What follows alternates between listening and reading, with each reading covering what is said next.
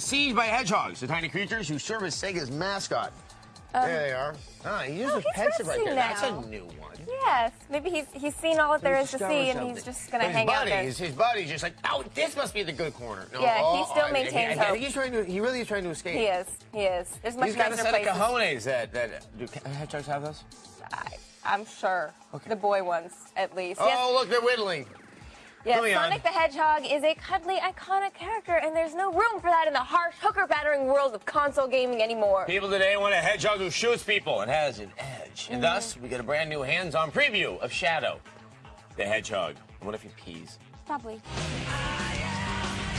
Me and my Shadow taking the high road, burning up streets and killing everyone we know.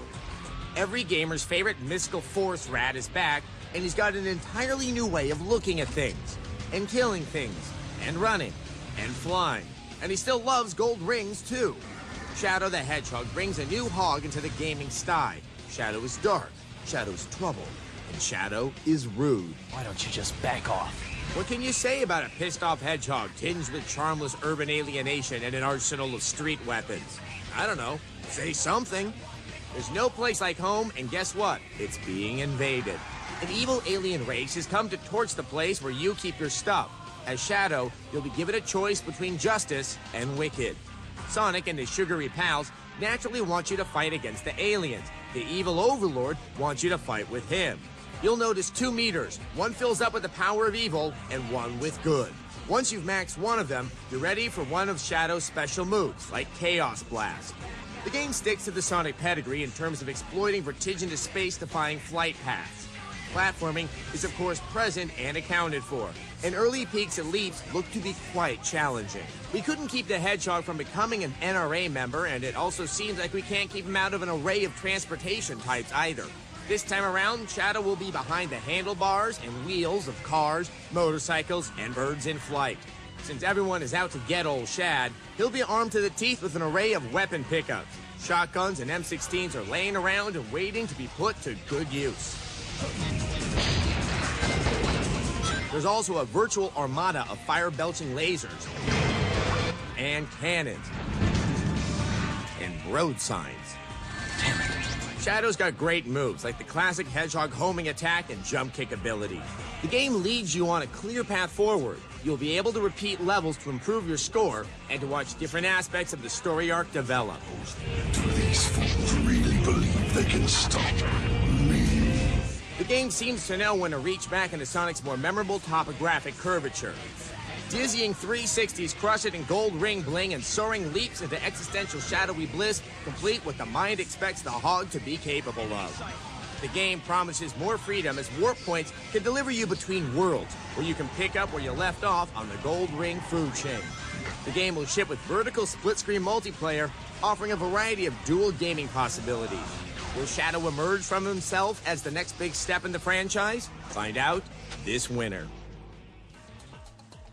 Well, speaking of Hedgehog multiplayer, we have live nude Hedgehog that's kind of doing laps. It's like the victory lap he's been doing since the beginning of the show. Yes. Do spines count as clothing, though? Well, if you look at some of the police reports I've had filed, no, they really don't. Okay. He's just hanging. Is he peeing?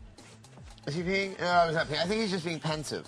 Yes, I don't know. But we did learn that hedgehogs actually can roll into full balls, which is just like Sonic the Hedgehog does, which is really only one way that Sonic actually resembles a real hedgehog. Because they're not bipedal, they're not blue, they don't have an attitude other than, like, you love me because I'm so damn cute. You have an attitude? Sometimes when they first wake up, you got to watch your back, you know. Really? So they just like curl into a ball and just kind of throw themselves at you, and you're like, curl up 8 pickles in feet, my ass. and they go right for the esophagus. Terrible. Really?